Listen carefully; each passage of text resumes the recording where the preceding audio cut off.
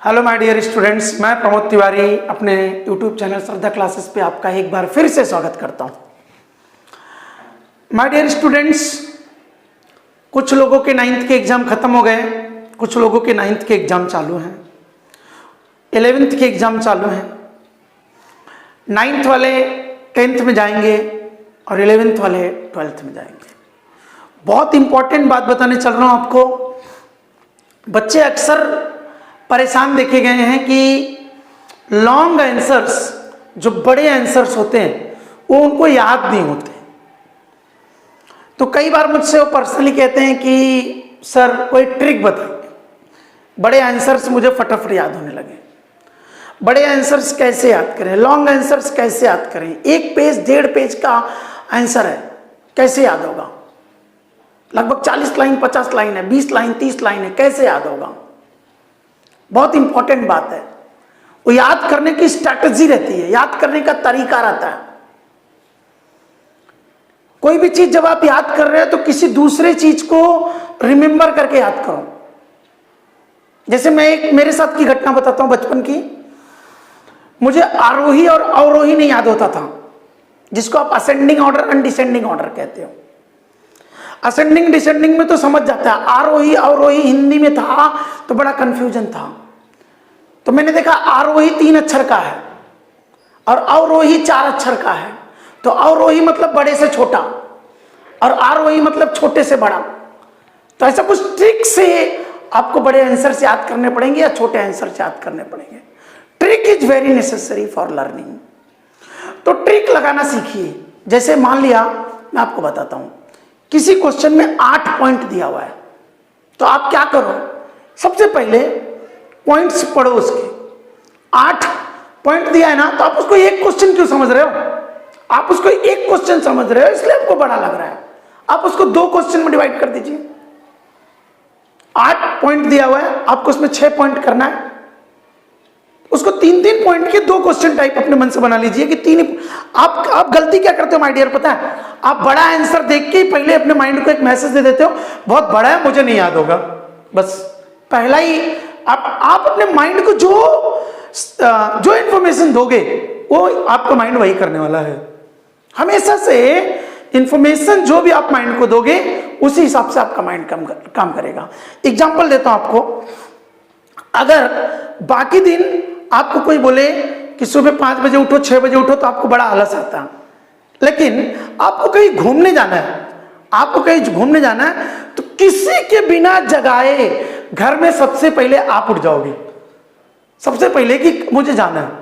तो अपने माइंड को एक रिमाइंडर डाल के रखा था कि मुझे सुबह 6 बजे उठना है।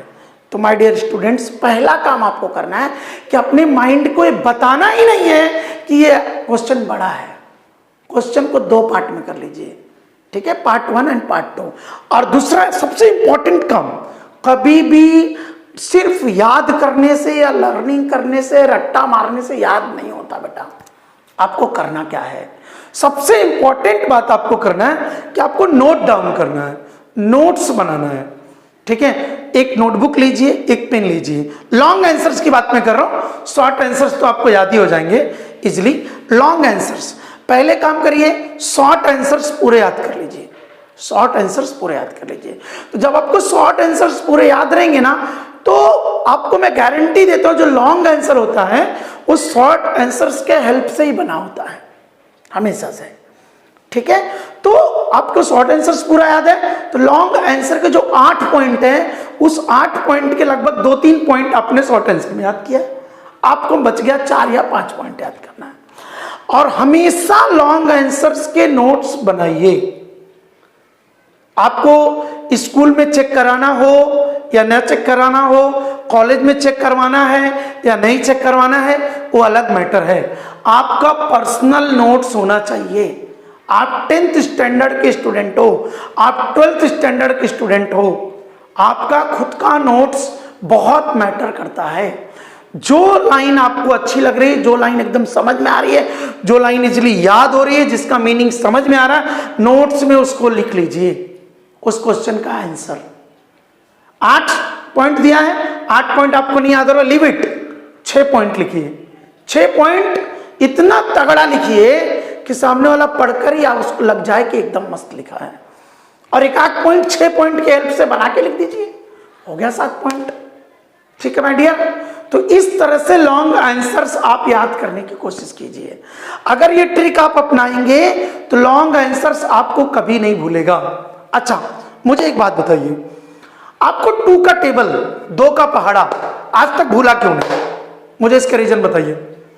भूल जाओ ना, कल आप एक काम करो, आज प्लान बनाओ कि कल मुझे 2 का पहाड़ा भूल जाना है, कल 2 का टेबल आपको याद नहीं रहेगा। क्यों नहीं भूल रहे हो? क्योंकि आप उसको रिवीजन करते हो, बार बार मल्टीप्लिकेशन कर रहे हो, कुछ भी कर रहे हो तो 2 का टेबल आ रहा है, 2 का पहाड़ा आ रहा है, तो आप बार बार रिवाइज कर रहे हो। तो इसी तरह से लॉन्ग आंसर्स जो आपने याद किए, मैंने बताया 2 भाग में डिवाइड कर दो, 3 पॉइंट अलग, 3 पॉइंट अलग। अगर पूरा याद नहीं हो रहा तो उसका भी आइडिया दे रहा हूं, 3 पॉइंट याद कर लो, 3 पॉइंट रीड कर लो। तो 3 पॉइंट याद है, 3 पॉइंट रीड कर लिए, तो उसके हिसाब से अपने मन से थोड़ा बना के लिख दो। पहला जो 3-4 पॉइंट आपने लिखा है इतना तगड़ा हो कि सीधा सामने जो चेक कर रहा है पेपर, उसको लग जाना चाहिए कि बच्चे ने पढ़ा है। अब पहला ही पॉइंट तुम बोलते हो कि सर पहला वर्ड बताओ ना, 1 वर्ड बताओ ना, 2 वर्ड बताओ। अरे यार 8 पॉइंट का क्वेश्चन आप याद कर रहे हो, कम से कम 4 पॉइंट तो याद होना चाहिए, 3 पॉइंट तो याद होना। एकदम तगड़ा लिखो, उसके बाद आप अपने मन से थोड़ा बहुत बनाकर लिख सकते हो रिलेटेड, क्योंकि आपने लेसन तो पढ़ा ही है, लेसन तो क्लास में हमने भी पढ़ाया है, आपने रीड किया है, शॉर्ट आंसर्स आपने याद किया है, आराम से आपका हो जाएगा। लेकिन नोट्स बनाइए, नोट्स जरूर बनाओ। ओके माय डियर, तो लॉन्ग आंसर्स याद करने का थोड़ा ट्रिक मैंने बताया, बाकी कुछ अगर रहेगा तो आप मुझे कमेंट बॉक्स में इन्फॉर्म करिएगा, मैं नेक्स्ट वीडियो इस टॉपिक पे लेकर आऊंगा। ये था लॉन्ग आंसर कैसे याद करें, उसके छोटे छोटे टुकड़े में डिवाइड कर दें और उसको नोट्स बनाएं और अच्छे से उसको याद करें, बार बार रिवाइज करें, बार बार लिखें। Okay, thank you.